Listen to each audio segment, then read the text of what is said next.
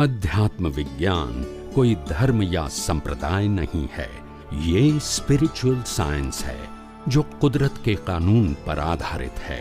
ये विज्ञान पूरे ब्रह्मांड के सभी रहस्यों को उजागर करता है और जीवन के सभी पहलुओं को समझने के लिए एक नई दृष्टि देता है। इसी को आर्ट ऑफ विजन कहते हैं, दुनिया को देखने की एक नई दृष्टि, जो अध्यात्म विज्ञानी परम पूज्य स्वामी श्री कमलेशानंद जी के निर्देशन में सनातन सत्य का अनुसंधान कर हमारे जीवन को प्रकाशित करे। जय सच्चिदानंद। इसीलिए हम बाहर की सुखों की लालच करते हैं, भीख मांगते हैं और हजारों अवतार से हम भटकते हैं। मगर हिंदुस्तान के अंदर नहीं, पूरे विश्व के अंदर एक भी व्यक्ति ऐसा नहीं है कि संसारी चीजों के प्राप्त करने के बाद वो सुखी हुआ है। एक भी व्यक्ति सुखी नहीं हुआ है, क्योंकि ज्ञानी पुरुष स्पष्ट कहते हैं दुनिया के अंदर कोई भी चीज के अंदर सुख देने की शक्ति है ही नहीं। क्या नहीं है? सुख देने की शक्ति नहीं है कोई चीज के अंदर।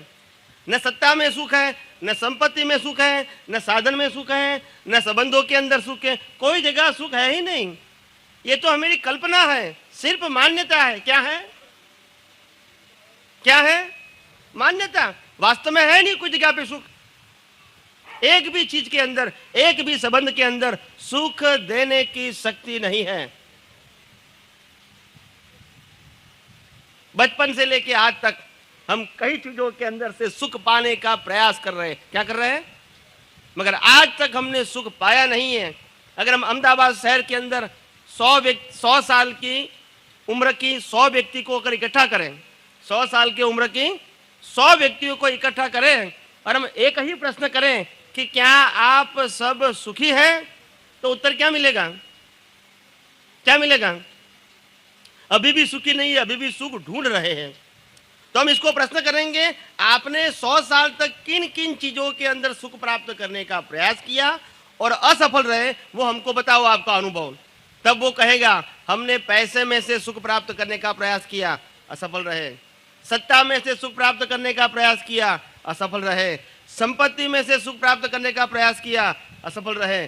संबंधों में से सुख प्राप्त करने का प्रयास किया, असफल रहे। तो क्या हम आज सुख प्राप्त करने का कोई और रास्ता ढूंढा है कि वही रास्ते पर चल रहे हैं हम? हैं? वो सफल नहीं हुए और हम सफल होंगे ऐसा लगता है।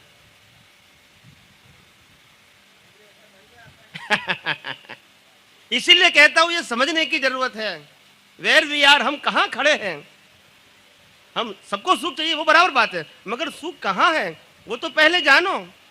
जहां सुख की छाया तक नहीं है वहां हम सुख प्राप्त करने का प्रयास करते हैं और असफल रहते हैं जीवन के अंत तक। क्या होता है? असफल रहते हैं।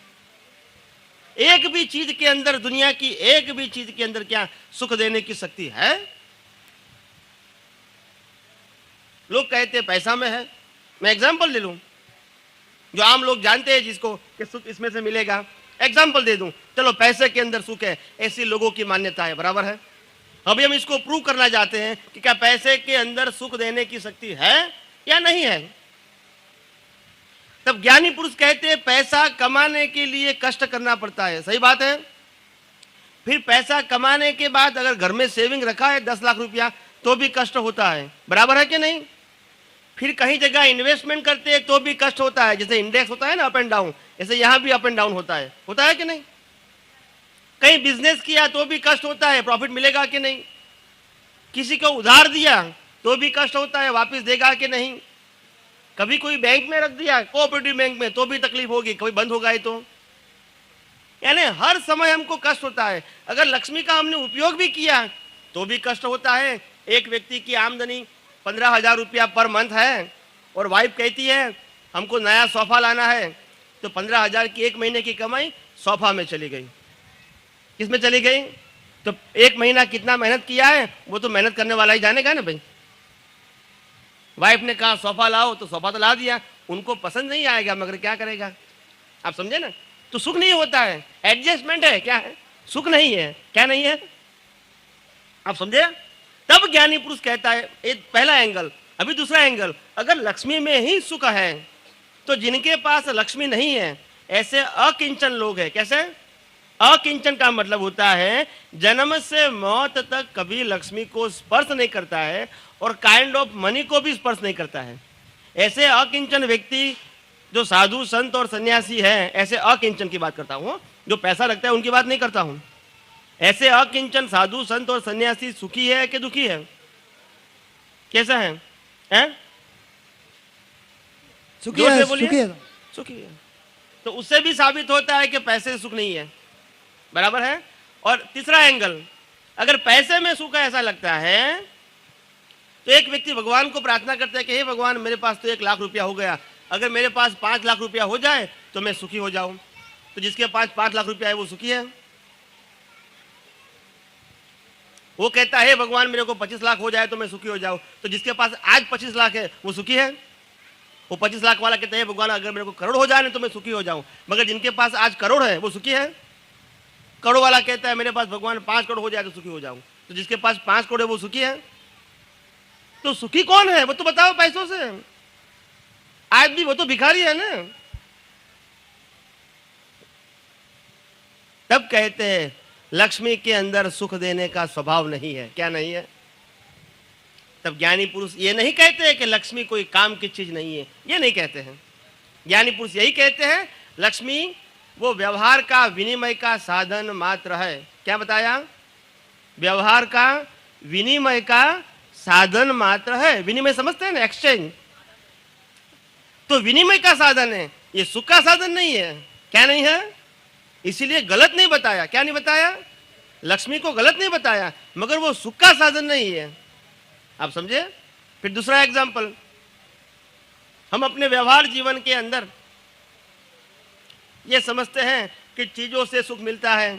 तो एक भाई थे, उनकी उम्र शायद 45 यानी 45 साल की हो गई। वो भगवान को प्रार्थना करते हैं कि हे भगवान, अभी तक 45 साल के अंदर मैंने जो भी नौकरी किया और जो घर का व्यवहार किया वो सब चल के किया, क्योंकि मेरे पास पैसा नहीं था साइकिल लाने का भी। वो भगवान को प्रार्थना करता है कि अगर भगवान मेरे को अगर साइकिल भी मिल जाए 2 पहिए की तो मैं सुखी हो जाऊँ। वो अपनी मान्यता की बात है। थोड़े समय के बाद 2-4 साल के बाद उनको साइकिल मिल गई। क्या मिल गई? और साइकिल वो अभी चलाता है शौक से। 2-3 साल हो गए, उसके बाद लगा कि नहीं अभी साइकिल में सुख, इसमें तो पांव टूट जाते हैं। अभी भगवान को प्रार्थना करते हैं कि भगवान अगर मेरे को स्कूटर मिल जाए, ऑटो, तो मैं सुखी हो जाऊं। और 2-4 साल के बाद उसको स्कूटर भी मिलता है और स्कूटर भी चलाता है। वो भी 5 साल चलाया, बाद में मालूम हुआ कि भी स्कूटर में भी सुख नहीं है, रिस्क ज़्यादा है, दोनों जगह बैलेंस रखना पड़ता है। अगर कार मिल जाए तो मैं सुखी हो जाऊं, और उसको कार भी मिले। तो मैं आप सबको ये प्रश्न करना चाहता हूं कि उसको व्हीकल से सुख मिला या मान्यता से? बोलो। अगर व्हीकल से सुख मिलता है तो तुम्हें काम के लिए मिलना चाहिए। उन्होंने सोचा कि साइकिल में सुख है तो मिलना चाहिए, मान्यता बदल गई, अभी सुख नहीं मिलता है। फिर स्कूटर में रखा, फिर मान्यता बदल गई, तो स्कूटर में से सुख नहीं मिलता है। तो सुख वाहन में से आता है या मान्यता में से आता है? बताओ किस में से आता है? और हम क्या समझते हैं? ये गलत है कि नहीं बात? इसीलिए ज्ञानी पुरुष ने कहा दुनिया के कोई भी साधन के अंदर सुख देने की शक्ति नहीं है, मगर साधन वो व्यवहार चलाने के लिए। किसके लिए है? तो ये वाहन जो है वो ट्रांसपोर्टेशन का साधन है। क्या है? एक जगह से दूसरी जगह ले जाने का साधन है, वो स्वीकार करते हैं, मगर सुख का साधन नहीं है। क्या नहीं है? और हमको सुख चाहिए, इसलिए हम असफल रहते हैं। क्या रहते हैं?